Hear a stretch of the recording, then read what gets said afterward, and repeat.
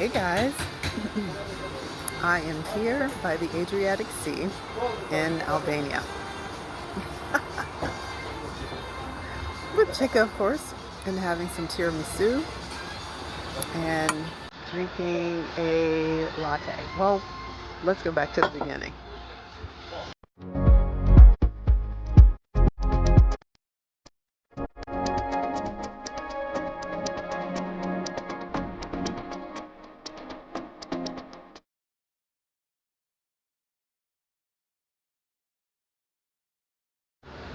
Hey everybody, here's Chicka. Here's my baby. We are out and about enjoying the day. Oh wow, it's such a beautiful day. And I wanted to catch you all up on Chicka's travels. Yeah, and how we've been doing. So we're here in Redondo Beach, and I'm going to give you guys the views of where we are after the video. But she's been doing extremely well, acclimating to like a new environment right now, and especially coming from the PNW, where it's the Pacific Northwest, and Washington is a different climate. It really is, than Southern California. And that has also played into my decision about where we're traveling to internationally. Yeah, I made a change.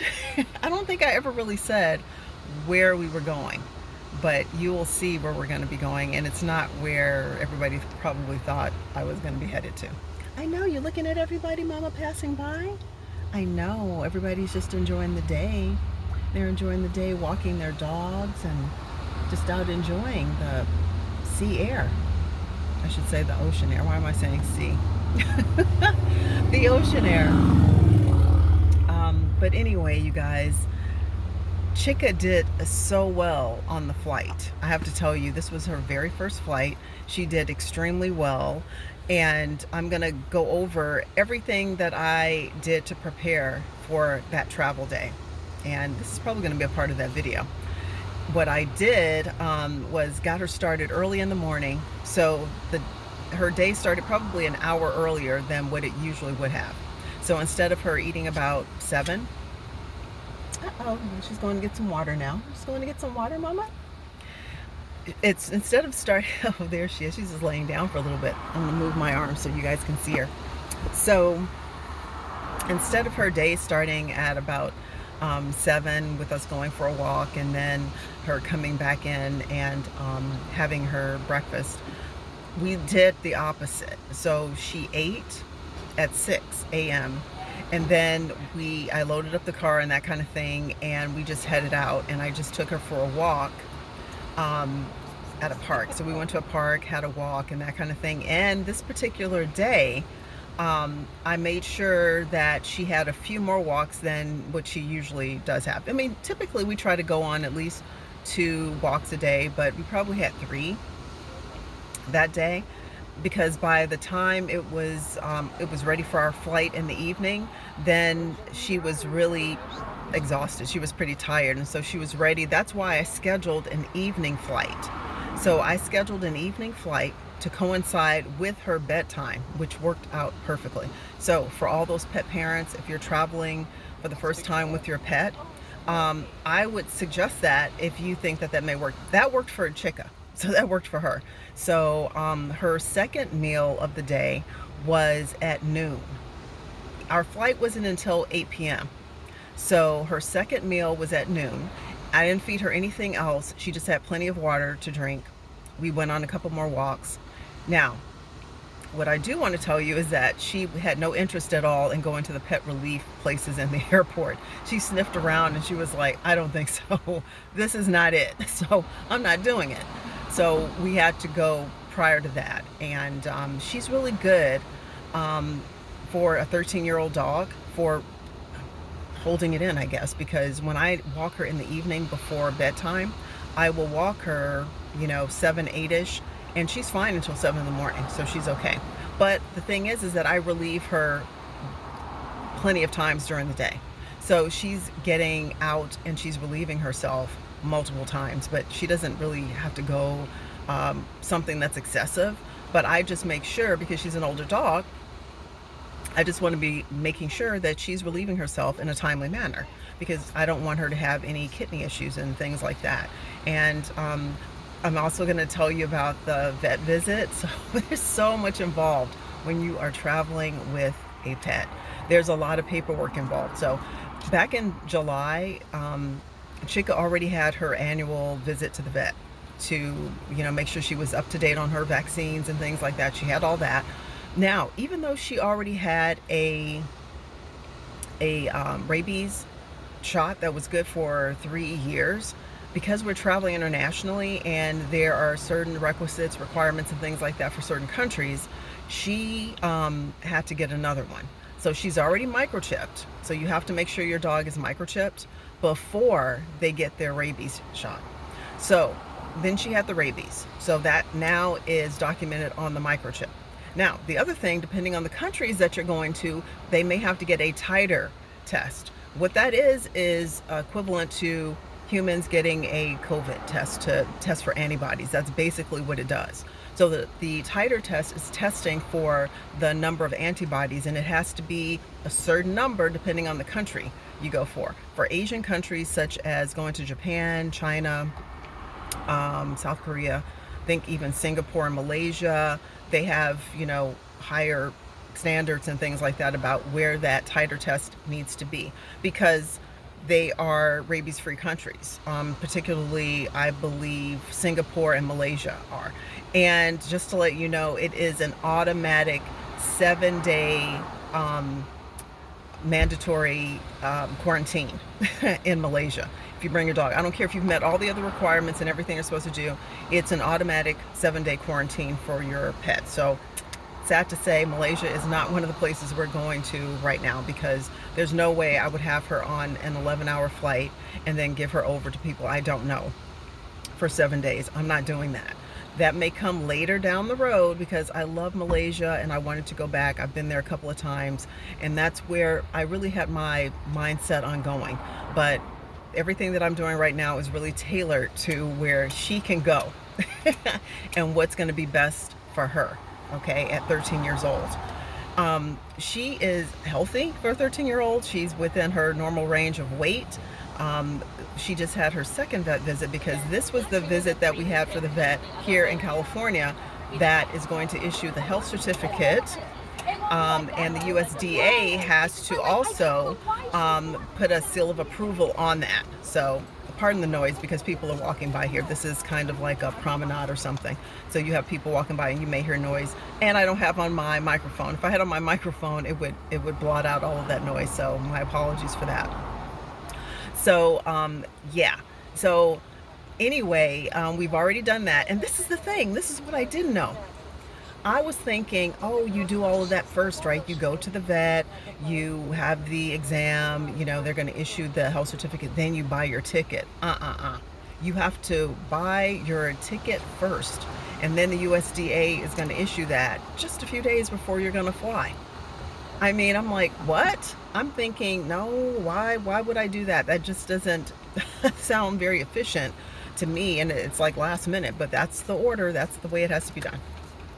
So anyway, there is a lot involved when you're traveling with a dog. And if you're wondering, yes, Chicka traveled in cabin with me.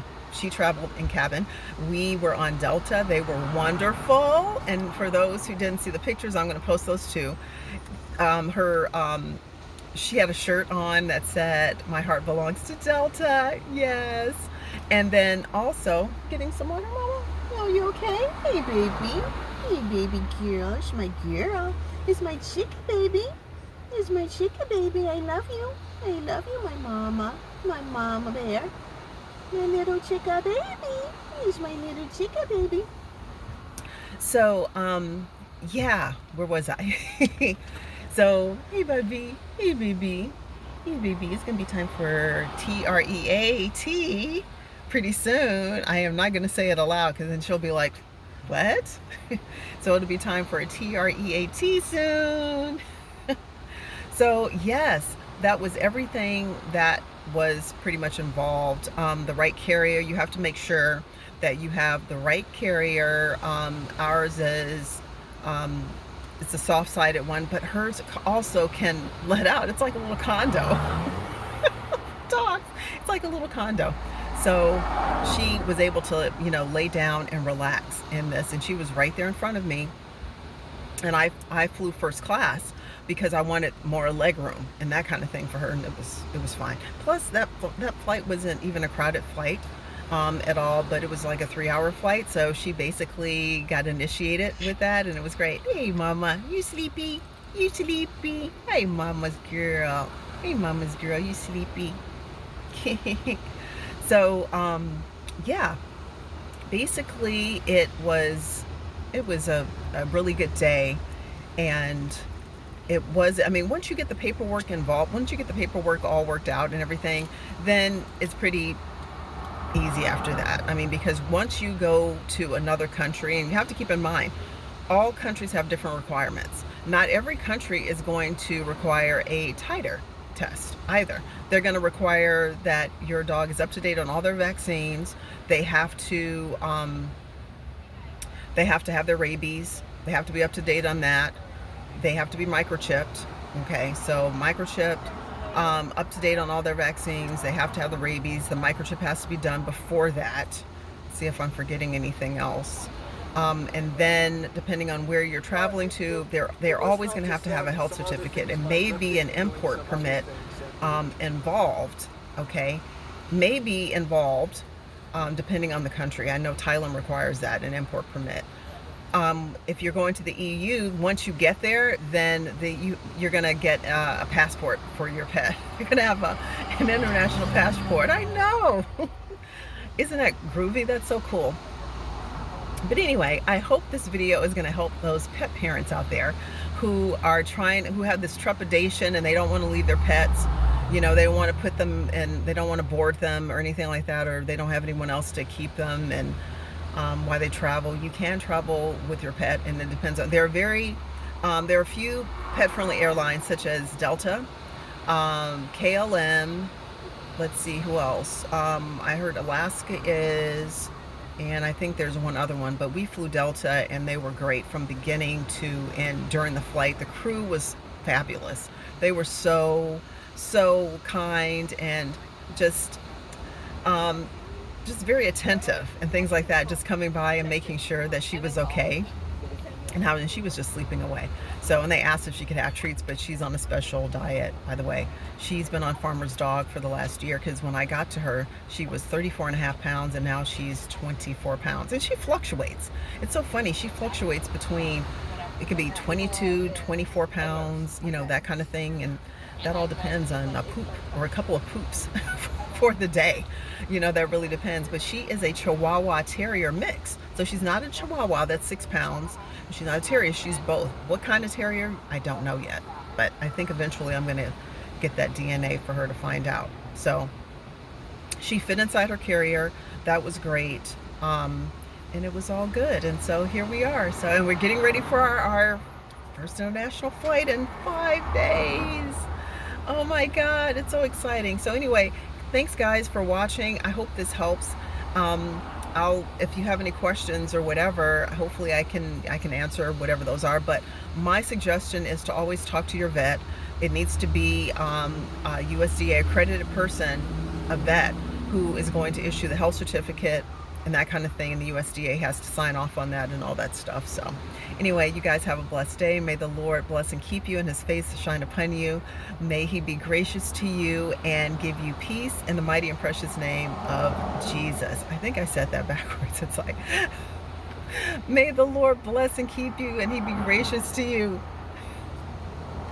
May his face shine upon you, and he lift up his countenance upon you and give you peace in the mighty and precious name of Jesus. I've said that so many times, and I just totally mixed it up. Excuse me, Lord. I am so sorry. Anyway, you guys, thank you so much for watching, and we'll talk to you guys later. Want to say bye, Chicka? Hey, Chicka. Mama. Mama. Hey, Chicka, Mama. Want to say bye? Want to say bye-bye to everyone? Say bye, everybody. We'll talk to you later. Bye. I love you, Mama. I love you. Now we're gonna get a treat. We're gonna get a treat. Okay, let Mommy open this up and we'll give you a treat. Oh, look what we have. Look what we have. Yes. Oh, these are her turkey treats. You ready, Mama? You ready? There you go, Mama. That's yummy. That's yummy, isn't it? Yeah, I know. You like these. These are your favorite treats.